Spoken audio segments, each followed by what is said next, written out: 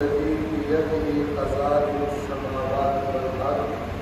قد اذن لك في القرآن کہ اے فرزند جان لے کہ وہ ہستی کہ اسی کے ہاتھ میں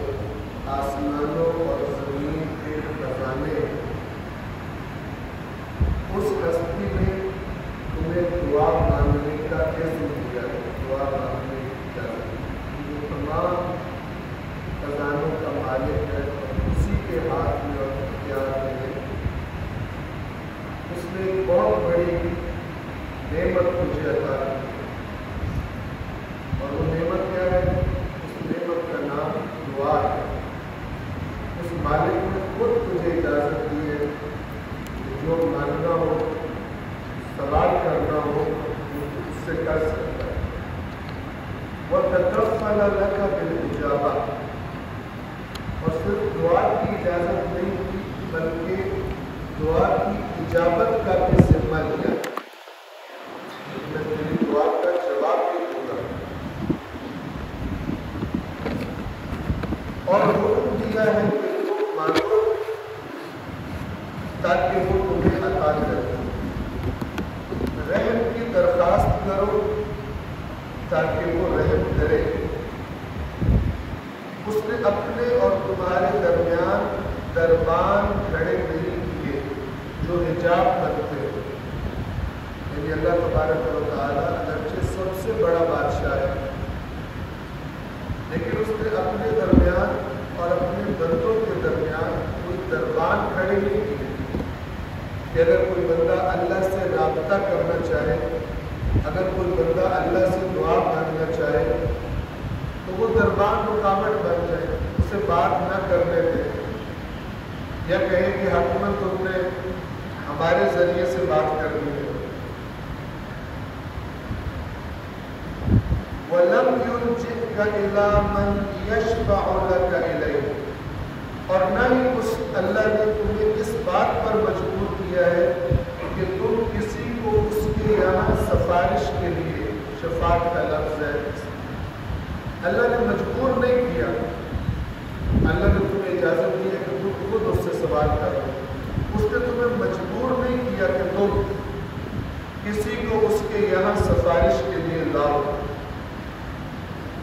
وَلَمْ يَمْنَعْكَ إِنْ أَسَأْتَ مِنَ التَّوْبَةِ،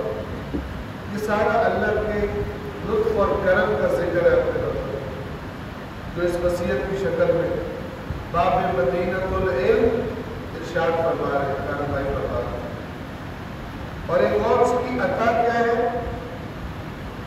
کہ اگر تم کوئی گناہ کر لے، اسقطہ سیئہ برائی، اگر تم کوئی گناہ کر لے تو اس نے تجھے توبہ سے منع نہیں کیا،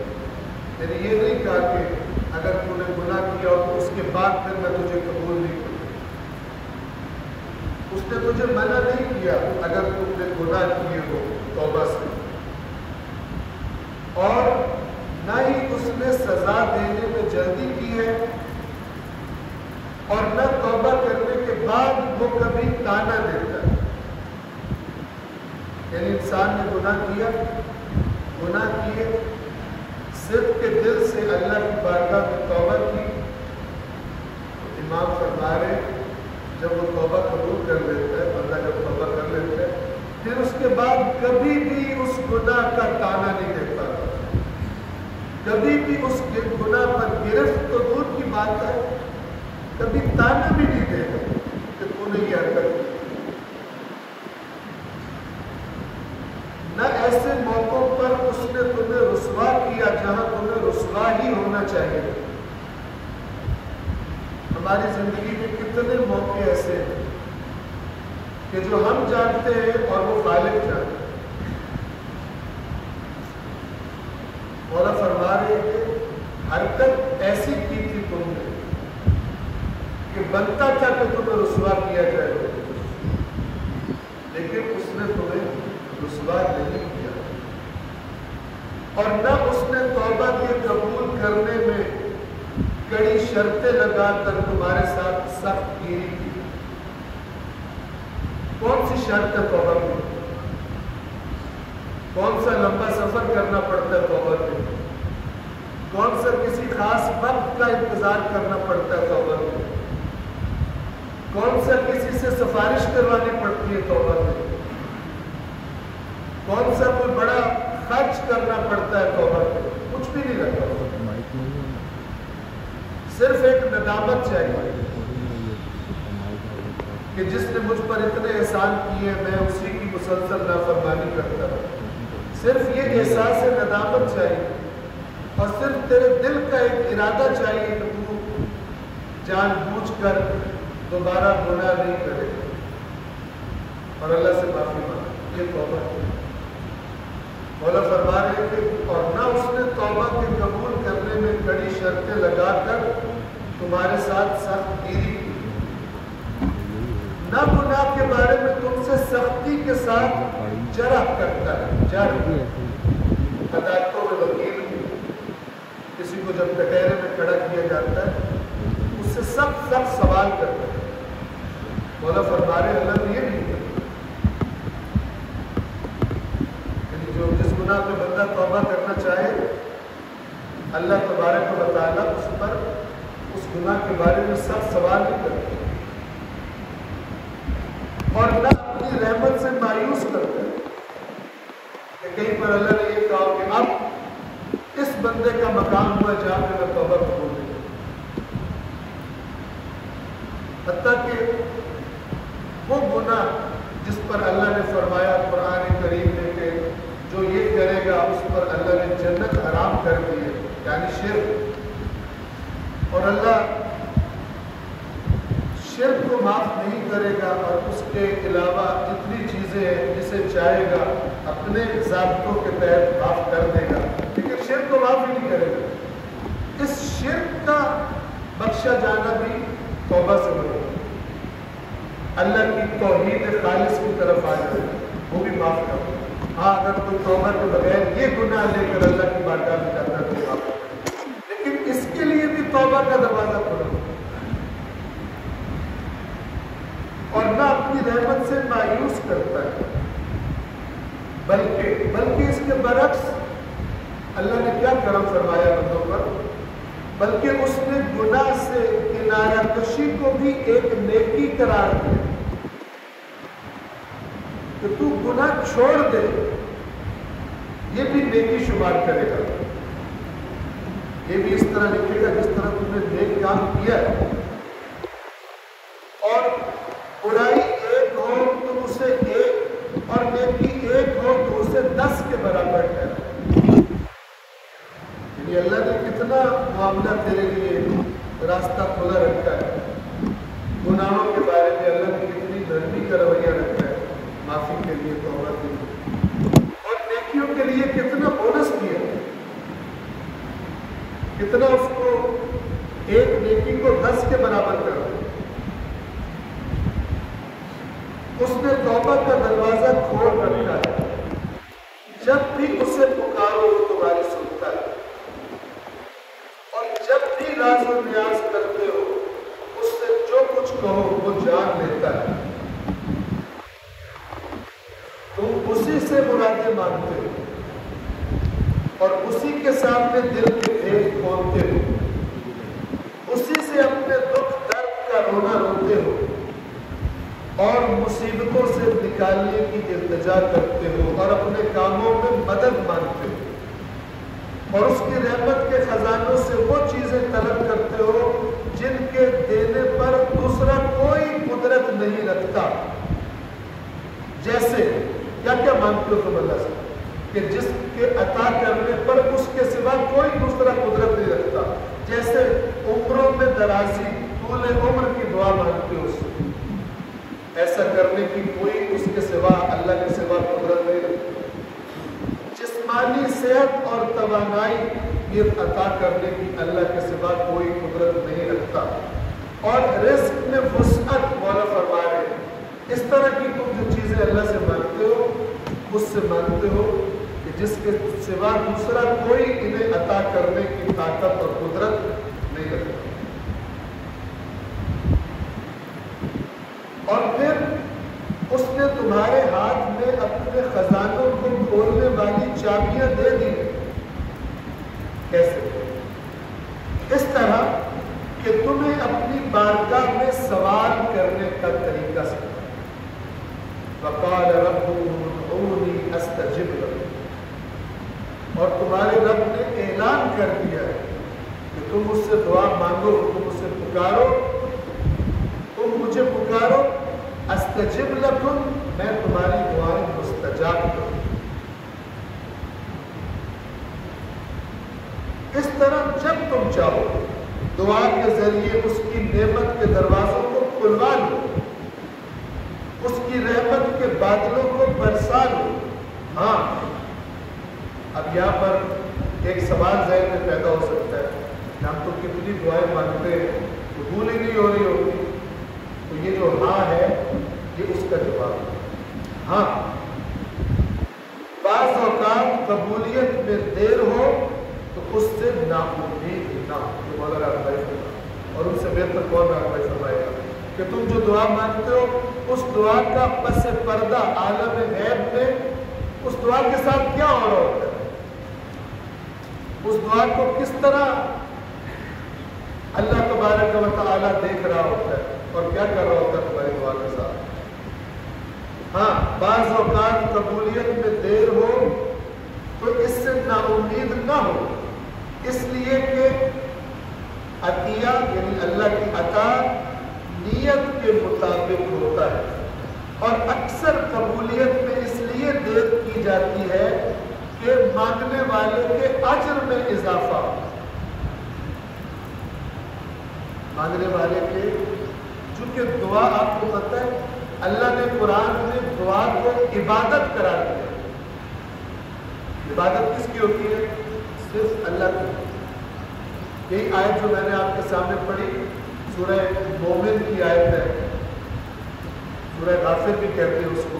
وقال ربكم ادعوني استجب لكم، اور تمہارے رب نے یہ فرمایا ہے، اعلان کیا ہے کہ تم مجھے پکارو، میں تمہاری دعائیں مستجاب کروں گا. اور اس کے بعد اسی آیت اگلا حصہ یہ ہے، ان الذين يستكبرون عن عبادتي، بے شک وہ لوگ جو میری عبادت سے تکبر رکھتے ہیں. اور اصول کافی کی روایت میں کتاب الدعا میں امام جعفر صادق علیہ السلام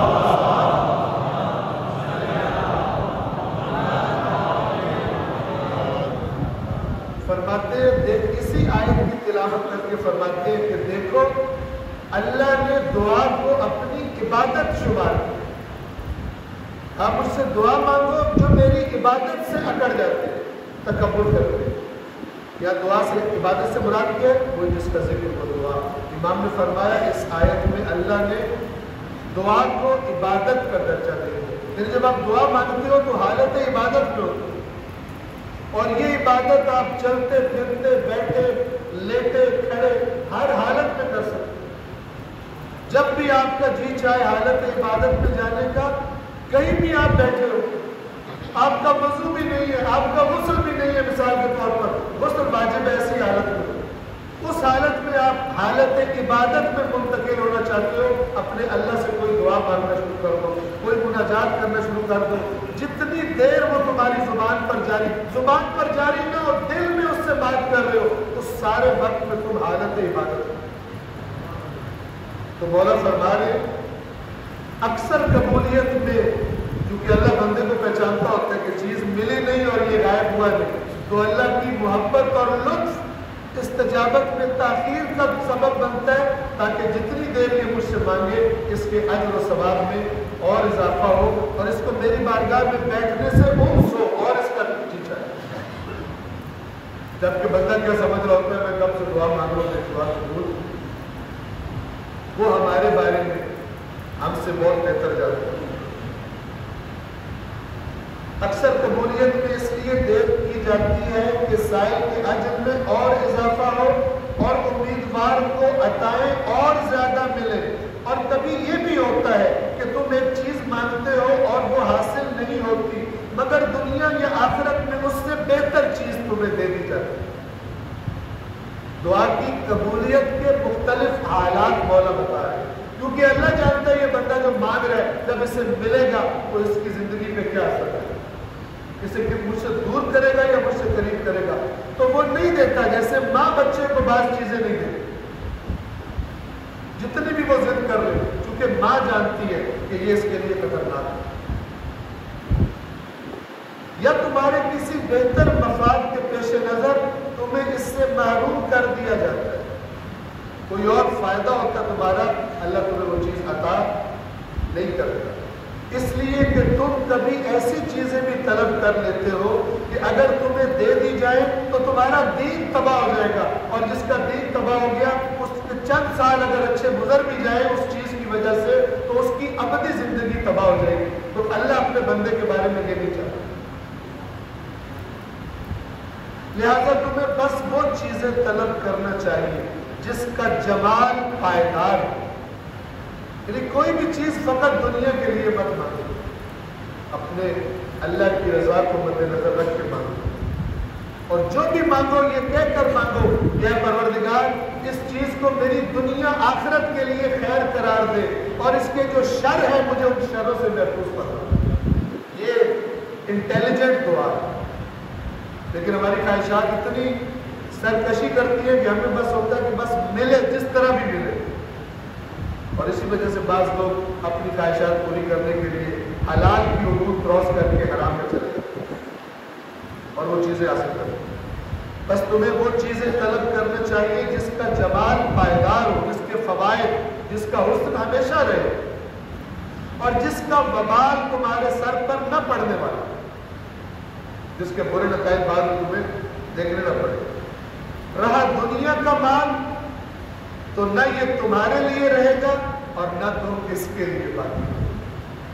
اس کی حقیقت بتا رہے ہیں کیونکہ زیادہ تر تو بندہ اسی کے چکر میں. فرمایا اس کی حقیقت یہ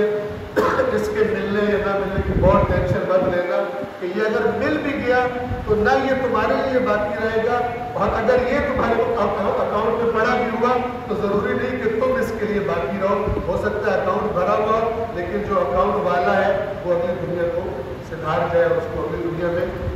بلا دے. یاد رکھو تم آخرت کے لیے پیدا ہوئے ہو نہ کہ دنیا کے لیے. کتنی بڑی بات ہے، کتنی بڑی حقیقت ہے، جبکہ ہم انسانوں کا زیادہ تر ہم اسی دنیا کی فکر کے بارے میں، اور مولا فرما رہے تم یہاں کے لیے پیدا ہی نہیں کیے، تم آخرت کے لیے پیدا، تم فنا کے لیے خلق ہوئے ہو نہ بقا کے لیے. مرنا تمہیں یہاں سے جانا ہے، موت کے لیے بنے ہو نہ حیات کے لیے. تم ایک ایسی جگہ میں ہو دنیا میں جس کا کوئی حصہ ٹھیک نہیں،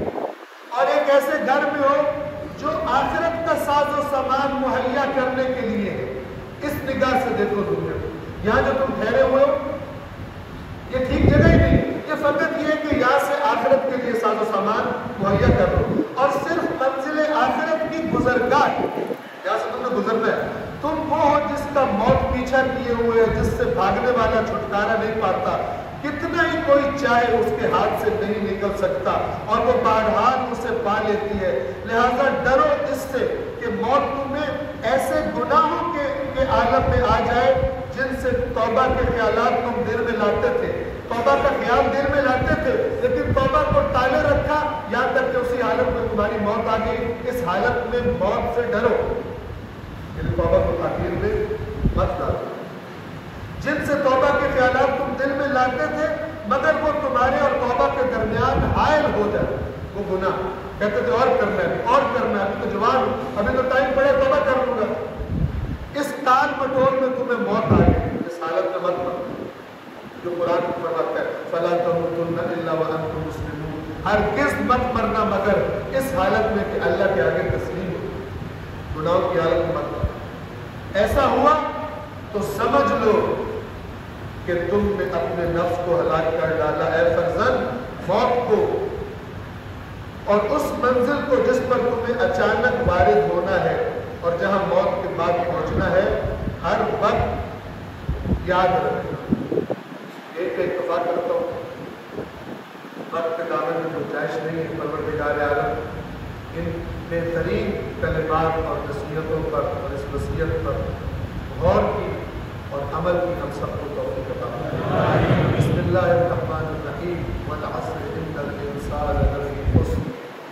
الذين آمنوا وعملوا الصالحات وتواصوا بالحق وتواصوا بالصبر.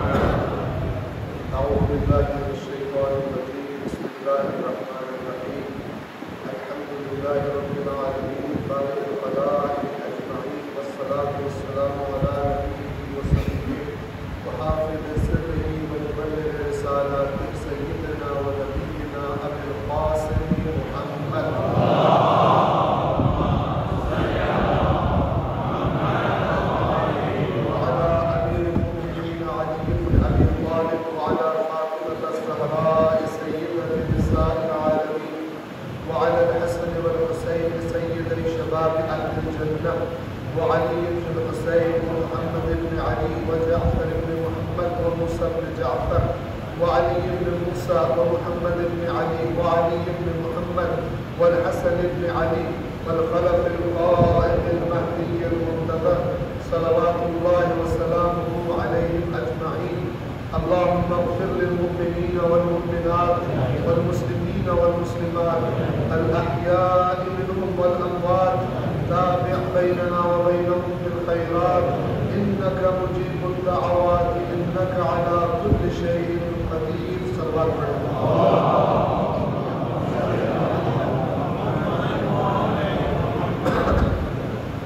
دوسرے خطبے میں ایک مرتبہ پہلے خود اپنے آپ کو اور پھر آپ تمام مومنین کو مولا متقیان امام المتقین کے ماننے والوں کو تقوی الہی اور خوف خدا اور ہر حال میں اپنی باتوں میں اپنے فیصلوں میں تمام چیزوں میں اللہ کو یاد رکھنے اور اس سے حیا کرنے اور اس کی نافرمانیوں سے بچنے کی تاکید اور نصیحت کرنا. دوسرے خطبے میں ان چند باقی ماندہ لمحات میں ایک حالات حاضرہ کے اہم نقطے کی طرف توجہ کرنا چاہوں گا، اور وہ یہ کہ ہمارے اسلام کے نام پر یہ ہے وطن، بہت سے معاملات عبرتناک ہیں اور دردناک ہیں، اور ان میں سے ایک معاملہ یہاں کی فرقہ واریت ہے، اور مختلف فرقے اور مسالک ان کے عالم ان کو یہ توفیق نہیں ملتی، ان کے اندر یہ ہمت اور حوصلہ اور ارادہ نہیں بن پاتا کہ وہ آپس میں لڑ کر دنیا کے سامنے اسلام کا تماشا بنانے کی بجائے مل کر بیٹھ جائیں اور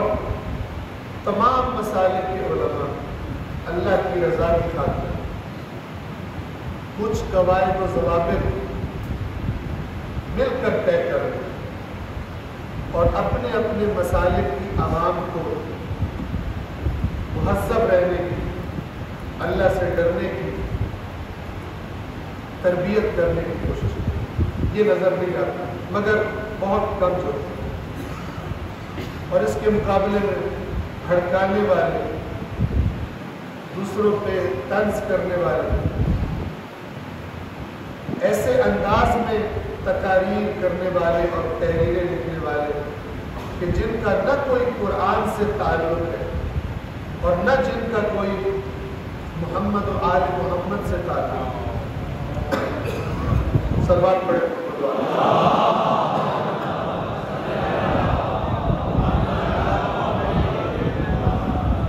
اور نہ اللہ کے رسول کے سچے اور وفادار صحابہ سے اس روش کا کوئی تعلق ہے. اور روز قیامت پتہ چلے گا کہ یہ جو لڑنا تھا اور یہ جو ایک دوسرے کو مارنا تھا، اس پر فقط شیطان راضی تھا، نہ اللہ راضی تھا، نہ رسول راضی تھا، نہ اہل بیت راضی تھا، نہ ہی اللہ کے رسول کے حقیقی صحابہ راضی تھے۔ قیامت کے دن پتہ چلتا۔ بہرحال اللہ اس کی جو اس کے ذمہ دار ہیں انہیں توفیق عطا فرمائے۔ سر وقت جو مشکل درپیش ہے، بطور ایک مکتب اہل بیت کے طالب علم ہونے کی آپ سب کی خدمت میں گزارش ہے کہ ہمارا ملک بہت سارے معاملات میں یہاں پہ جنگل کا قانون ہے، جنگل کا قانون۔ جنگل کے قانون میں انسان جب تک جنگل میں رہنے والے جب تک جو طاقتور نہیں ہوتا، جو اپنی بات پر دوسرے کو مجبور نہ کر لے، تب تک کوئی اس کی سنتا نہیں۔ لہذا یہ جو ایک شریر بل پیش کیا گیا ہے،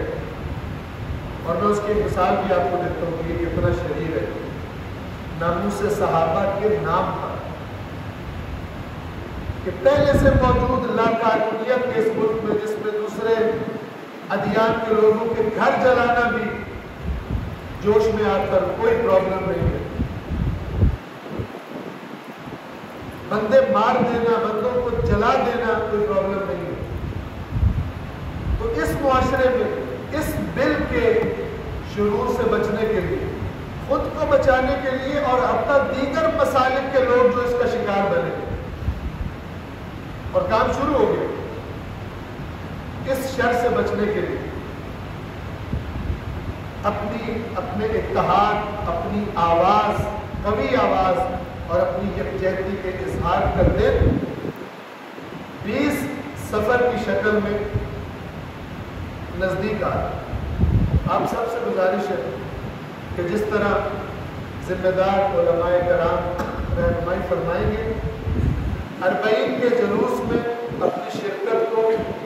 یقینی بنائیں، منظم شرکت ہو، اور جو شعار، جو نعرے اس قسم کے مظالم کے خلاف بتائے جائیں، سب ایک زبان ہو کر اس طرح ان نعروں کو اور اپنے اس پیغام کو بلند کریں کہ جو مقتدر طبقے ہیں جو پاکستان کے فیصلے کرتے ہیں، ان کو یہ احساس ہو جائے کہ اس شر کو واپس لینے کی جگہ کے بجائے کوئی دوسرا راستہ پاکستان کے لیے اچھا راستہ ہے۔ یہ آپ کے اتحاد سے، آپ کی بھرپور شرکت سے، آپ کے نظم سے اور آپ کے جوش اور ولولے سے، وہ جوش اور ولولہ جو کربلا سے ملتا ہے، وہ جوش اور ولولہ جو امام حسین علیہ السلام سے ملتا ہے، اس جذبے کا اظہار ہے، نظم کے ساتھ اور امن طریقے سے اس جذبے کا اظہار کہ جس کو دیکھنے والا دوست ہو یا دشمن ہو، سب کو پتہ چل جائے کہ اس قوم کے ساتھ کوئی ظلم اور کوئی زیادتی نہیں کی جا سکتی، اور اگر کوئی کرنے کی کوشش کرے گا تو پھر اس کی قیمت اس کو ادا کرے گا۔ اور بس میں مثال عرض کر دوں اور بات تمام کروں۔ آپ کو پتہ ہے، میں نام نہیں لیتا، پاکستان کے اہل سنت بریلوی مکتب کے ایک مشہور عالم دین جنہوں نے اس بل کی حمایت بھی کی اور پھر خود ہی اسی چیز کی زد میں آ گئے، انہوں نے اپنی ایک تقریر کے دوران جو وہ محبت اہل بیت میں کر رہے تھے اور یہ کہہ رہے تھے کہ ہم جو صحابی نہیں ہیں ان کو صحابیوں میں شامل نہیں کریں گے، تو ان سے ایک سبقت لسانی ہوئی اور انہوں نے کہنا تھا مثلا عمر ابن سعد کو ہم صحابی نہیں مانیں گے، اور ان کے منہ سے نکل گیا عمرو ابن العاص۔ اچھا، ان پہ FIR ہوگی، انہوں نے اپنی معذرت نامہ جاری کیا کہ میری مراد یہ نہیں تھی، لیکن پاکستان میں کوئی توبہ کا، اللہ کیا توبہ کے دروازے کھلے، اس پاکستان کے جنگل میں کسی کے لیے توبہ کا دروازہ نہیں کھلا جب تک کہ FIR کرانے والوں کی آگ ٹھنڈی نہ ہو جائے، اور وہ کبھی ٹھنڈی نہیں ہوگا۔ اور پھر اس کے بعد یہ بات ہوئی کہ جو صاحب ان پر FIR کرا کے آئے تھے انہوں نے باہر آ کے تقریر کرتے ہوئے غلطی سے حضرت عمر کو نبی کہہ دیا، ان پر بھی FIR ہو۔ یہ حالت ہے اس ملک کی جو اسلام کے نام پر رہتے ہیں۔ خدا کرے کہ اس ملک کے ذمہ دار، اس ملک کے ڈیسیجن لینے والے اس فرقہ واریت کی جو پنپتی ہوئی صورتحال ہے اور زہر ہے، اس کے بارے میں وہ اللہ سے ڈرے۔ پاکستان کی فرقہ واریت اگرچہ عالم خود کو کہنے والے کر رہے ہو، لیکن جو صاحبان اقتدار ہیں اور جو فیصلے لینے والے اللہ کی بارگاہ میں وہ بھی گھسیٹے جائیں گے اور کٹہرے میں کھڑے کیے جائیں گے کہ تم تو جس کو چاہتے تھے 5 منٹوں میں ہیرو بنا دیتے تھے اور جس کو چاہتے تھے 5 منٹوں میں زیرو بنا دیتے تھے، تم نے اس زہر کے خلاف امت کے اندر جو زہر آ رہا تھا اس کے خلاف تم نے کوئی ڈیسیجن کیوں نہیں لیا، کوئی منصوبہ کیوں نہیں بنایا، کوئی پلاننگ کیوں نہیں کی؟ پروردگار عالم ہم سب کو اس وطن کی، اس دین کی، اس امت کی فکر کی توفیق عطا فرمائے۔ بسم اللہ الرحمن الرحیم، قل هو اللہ احد اللہ الصمد لم یلد ولم یولد ولم یکن له کفوا احد۔ صدق اللہ العلی العظیم۔ والسلام علیکم ورحمۃ اللہ وبرکاتہ۔